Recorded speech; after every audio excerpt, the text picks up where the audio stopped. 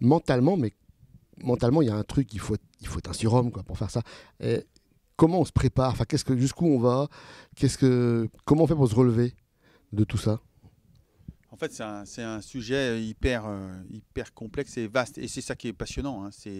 À la limite, c'est sans fin.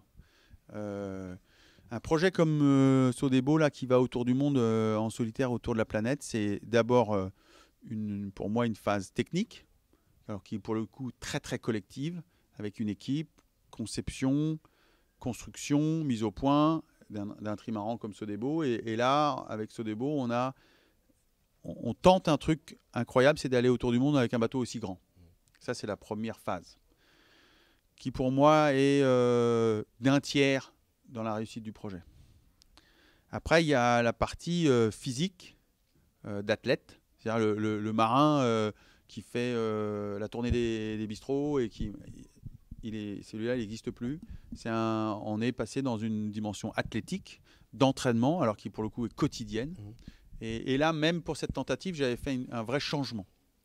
C'est la première fois que j'ai entre guillemets, quelqu'un qui m'aide dans la préparation physique. Et la première chose qu'il m'a demandé, c'est de ne rien faire. Pour moi, rien faire, c'était déjà mental.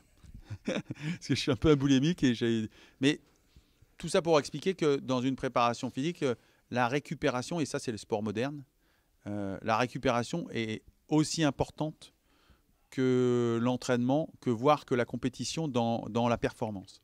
Et après, on a également relié cette préparation physique qui, pour le coup, était pour moi basée beaucoup sur des sports d'endurance, course à pied, vélo, un peu de musculation, mais pas tant que ça.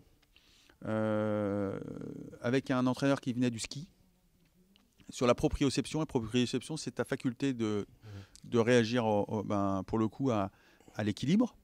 Parce que finalement c'est soit un grand ski, soit un grand skateboard, un trimaran comme Sodebo, parce que ça bouge beaucoup, il y a beaucoup d'accélération, de décélération, et puis ça fait marcher aussi tous les petits muscles partout.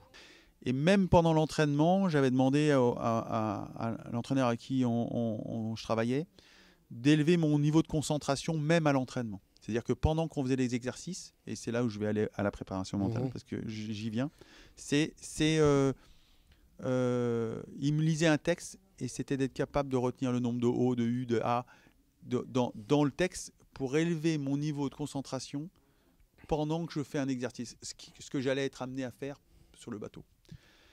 Et ça, pour moi, c'est 20% de la... Donc on est à 30% de technique, 20% de physique, donc ça fait 50%. Et il reste après la météo. Donc j'ai fait et que j'ai réussi à faire ce projet parce qu'effectivement avec Jean-Luc Nélias, Sam Davis et Thierry Douillard, ils m'ont emmené jusqu'à 49 jours 3 heures et c'est à eux que je dois ce chiffre. Et ça, je dirais, c'est 30%. Et il reste 20. Et il reste 20 où il faut basculer et être capable d'avoir préparé les moments que je vais appeler les pensées parasites. Et d'avoir cette capacité d'avoir une parade aux pensées parasites. Donc c'est la théorie des 3 P. Elle vient de Roger Federer, elle ne vient pas de Thomas Coville. Et elle vient également de techniques, alors qui sont plus sur... moi, je me suis appuyé sur une technique qui est plus la technique d'analyse systémique. Donc de mon environnement de tous les jours, mais aussi quelle représentation mentale j'ai de cet environnement.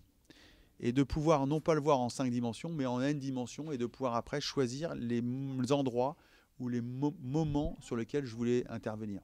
Et là, ça va jusque dans une sphère très très intime. Mais ça ouvre une porte qui est pour le coup, dans les 20%, quasiment illimitée de progression.